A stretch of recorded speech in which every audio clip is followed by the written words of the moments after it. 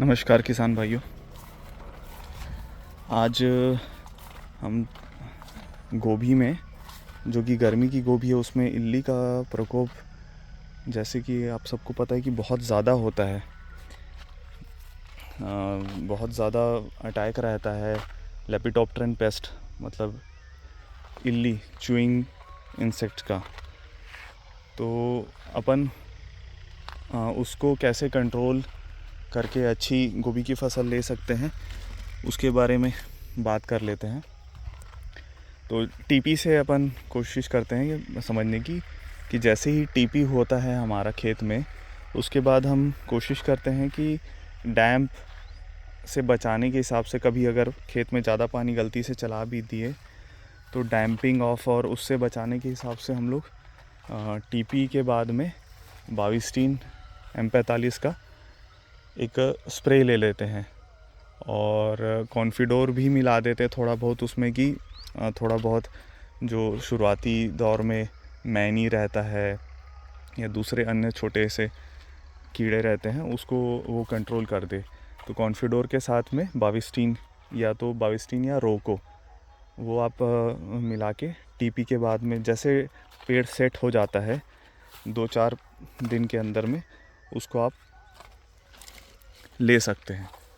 फिर जैसे कि आप मान के चलिए ये 50 दिन में लगभग कटने को आ जाती है, तो अब मान के चलिए शुरुआती, मतलब एक स्प्रे लगभग 10 दिन के आसपास आपका मोटा मोटी काम करेगा।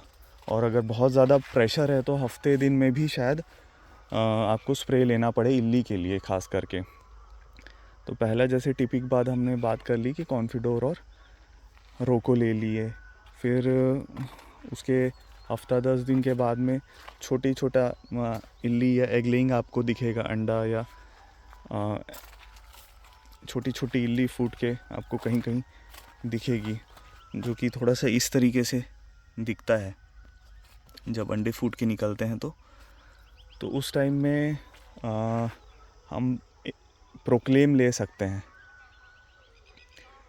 प्रोक्लेम ले सकते हैं, जो कि लगभग 100 से 150 ग्राम के बीच में, जिस भी कंपनी का आपको मिलता है उस हिसाब से प्रोक्लेम ले सकते हैं। और उसके बाद में फिर आप एवॉन्ट ले लीजिए नेक्स्ट शेड्यूल में। एक बार पेड़ थोड़ा सा सेट हो गया, फिर गर्मी की इसमें गोभी की फसल में फफूंदीनाशक की उतनी आवश्यकता नहीं पड़ती है, जब तक बहुत ज़्यादा पानी ना गिर गया हो।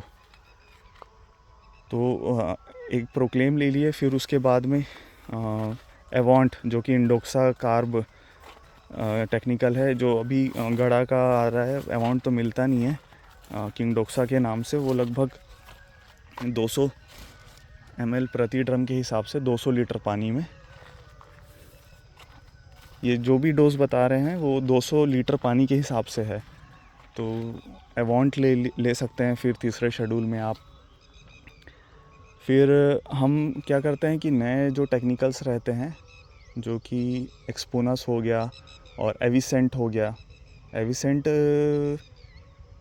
भी दो पुराने टेक्निकल को मिला के बनाया गया है, पर वो काफ़ी अच्छा काम करते। तो ऐसे थोड़ा हैवी शेड्यूल हो गया, उसको हम थोड़ा, जब गोभी बंधना चालू होती है या गोटी बैठना चालू होती है छोटी छोटी, तो उस फेज़ में थोड़ा मारना चालू होता है। इससे भी छोटी जब रहती है, जब अंदर बनना गोभी चालू होती है, ये हो गया, तो उस समय के लिए हम लोग थोड़ा सा उसको बचा के रखते हैं।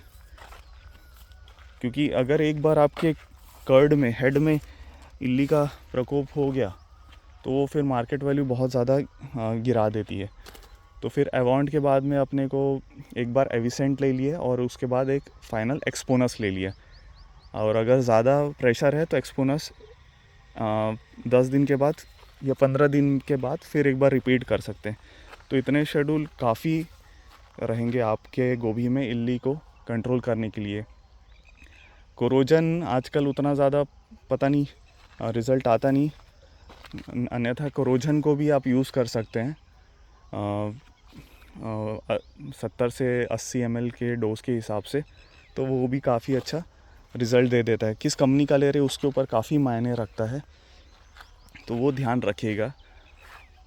जैसे कि मैंने कहा कि गोभी में, गर्मी वाली गोभी में बहुत ज़्यादा फफूंदीनाशक का यूज़ नहीं करना पड़ता है, पर इस बार क्या हुआ कि 2 से 3 बार जो पानी गिरा उसके कारण हमको बीच में थोड़ा सा कॉन्टैक्ट फंजीसाइड हमने ले लिया कि कहीं हमारा हेड बनना चालू हो गया तो उसमें फंगस का अटैक मत हो।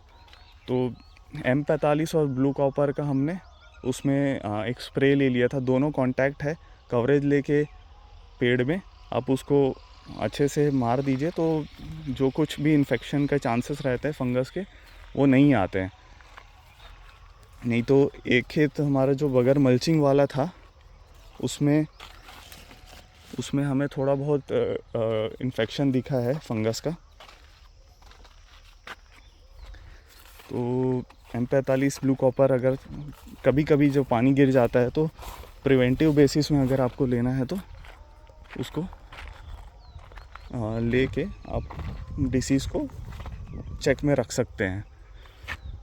बाकी एक और अपडेट था इसमें कि जैसे अभी बदली आ गई है कल से, तो गर्मी की गोभी में अपने को उतना डर नहीं रहता कि बहुत ज़्यादा जल्दी अपना गोभी फटाफट तैयार हो के एकदम से माल छरियाना चालू कर देगा या काटना पड़ेगा, क्योंकि ये गर्मी की वैरायटी है। वो हम ठंड में जब रहते हैं और बदली आता है तो एकदम से टेम्परेचर गर्म हो जाता है, तो उसमें बहुत ज़्यादा दिक्कत आती है। पर वो चीज़ गर्मी की गोभी में वो हमें देखने को नहीं मिल रही, तो एक थोड़ा सा नया सीखने को मिला था।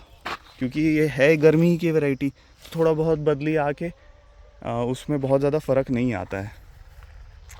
तो ये वीडियो तो थोड़ा लंबा बन गया है, तो आज के लिए इतना ही रखते हैं। धन्यवाद।